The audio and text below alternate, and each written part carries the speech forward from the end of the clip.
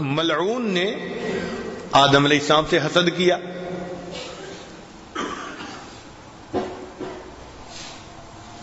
اور گناہ کا مرتکب ہوا، تو حسد کی وجہ سے آسمان پر پہلا گناہ ہوا، اور حسد کی وجہ سے ہی زمین پر سب سے پہلا گناہ ہوا کہ دو بھائی تھے، ان میں سے ایک کی بیوی زیادہ خوبصورت تھی اور دوسرے کی نہیں تھی، اس کو حسد ہوا اور اس نے حسد کی وجہ سے اپنے بھائی کو قتل کر دیا۔ یہ زمین پر سب سے پہلا گناہ۔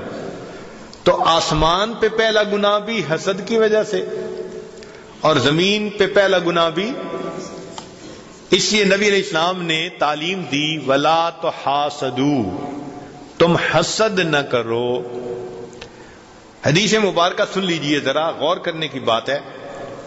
لا یجتمع فی جوف عبد الایمان والحسد، بندے کے دل میں دو چیزیں جمع نہیں ہو سکتی، ایمان اور حسد۔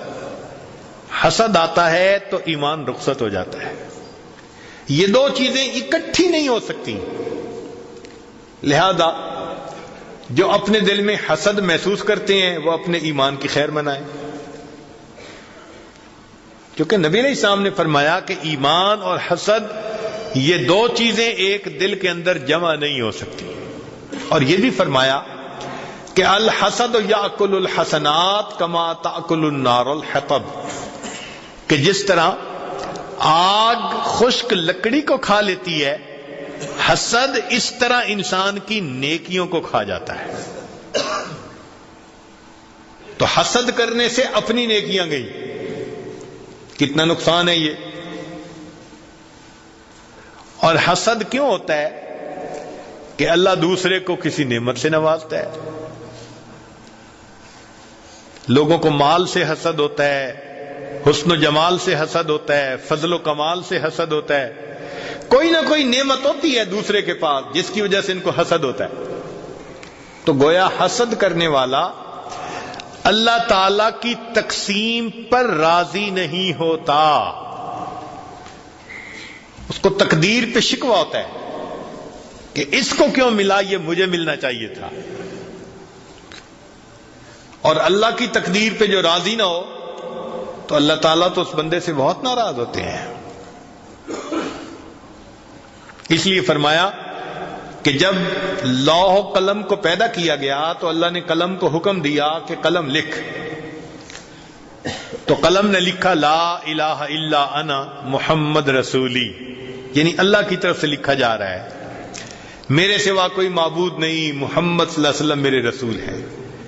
پھر آگے قلم نے لکھا من لم یستسلم بقضائی، جو میری قضا کو تسلیم نہیں کرتا، ولم یصبر علی بلائی، میری بھیجی ہوئی بلاؤں پر صبر نہیں کرتا، ولم یشکر علی نعمائی، جو میری نعمتوں کا شکر ادا نہیں کرتا، فلیتخذ ربا سوائی، اس کو چاہیے میرے سوا کسی اور کو اپنا رب بنا لے۔ تو ہم اللہ کی تقدیر پہ راضی رہیں، اللہ نے جس کو جو عطا کیا وہی بہتر اور اچھا ہے۔ دل میں حسد نہ پیدا ہونے دیں، اس لیے فرمایا ام یحسدون الناس علی ما آتاہم اللہ من فضلہ۔ تو الحسد اعتراض علی قدر اللہ، اللہ کی تقدیر کے اوپر اعتراض ہوتا ہے۔ اور عجیب بات دیکھو کہ حسد کا انجام کیا، للہ در الحسد ما عاد لہ بدا لصاحبہ فقتلہ، کہ حسد جس بندے سے شروع ہوتا ہے اسی بندے کو قتل کر کے رکھ دیتا ہے۔ حسد والا اپنی آگ میں خود جلتا ہے نا، جس کو اللہ نے نعمت دی وہ تو مزے کی نیند سو رہا ہوتا ہے، تو حسد والا جاگ رہا ہوتا ہے نا، یہ تو کروٹیں بدل رہا ہوتا ہے نا، اس کو بے چینی ہوتی ہے۔ اس لیے کسی نے کہا بحسدنا نطعم الحم لحومنا، حسد کی وجہ سے ہم اپنے غم کو اپنا گوشت کھلاتے ہیں۔ بحسدنا نطعم الحم لحومنا، حسد کی وجہ سے ہم اپنے غم کو اپنا گوشت کھلاتے ہیں، وَنَسْقِي الْفَمَّ دِمَاؤُنَا، اور اپنے منہ کو اپنا خون پلاتے ہیں، وَنُوَزِّعُ نَوْمَ جُفُونِنَا عَلَى الْآخَرِينَ، اور ہم اپنی پلکوں کی نیند کو دوسرے لوگوں میں تقسیم کر دیتے ہیں۔ ہم جاگ رہے ہوتے ہیں اور دوسرے میٹھی نیند سو رہے ہوتے ہیں۔ تو حسد کرنے کا کیا فائدہ؟ اس لیے حسد کی نگاہ سے کبھی کسی کو نہ دیکھیں۔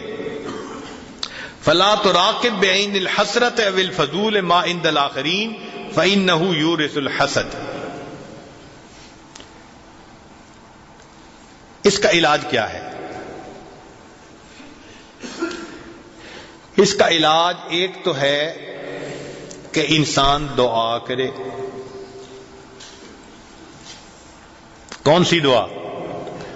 حسد کی ریمیڈی، جس کو کہتے ہیں نا ریمیڈی، کہ بھئی اس دوا کے استعمال سے جڑ سے بیماری ختم ہو جاتی ہے۔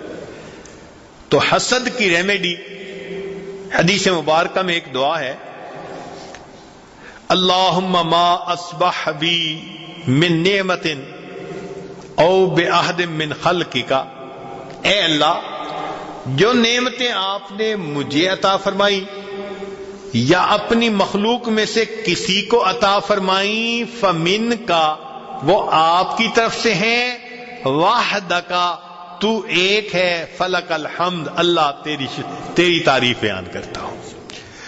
جس بندے نے دوسرے پر نعمتیں پانے کے بعد، دیکھنے کے بعد اس دعا کو پڑھا، اللہ اس کو علم حسد کے جراثیم سے محفوظ فرما لیتے ہیں۔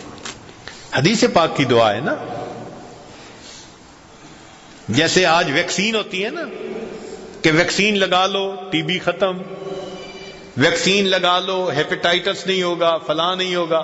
ہاں، یہ حسد کی ویکسین ہے جو اللہ کے پیارے حبیب صلی اللہ علیہ وسلم نے عطا فرما دی، کہ جب کسی کے پاس جمال دیکھو، کمال دیکھو، مال دیکھو، کوئی بھی نعمت دیکھو، حسد نہ کرو، یہ دعا پڑھ لو۔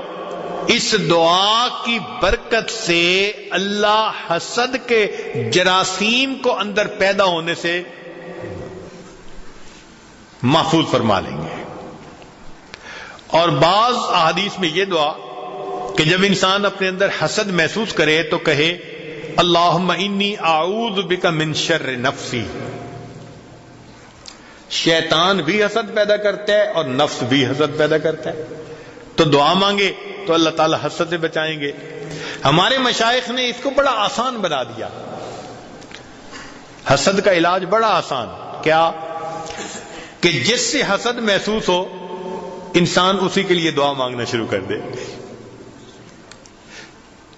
40 دن نہیں گزر سکتے، ہمارا تجربہ تو یہ ہے کہ 3 دن نہیں گزرتے۔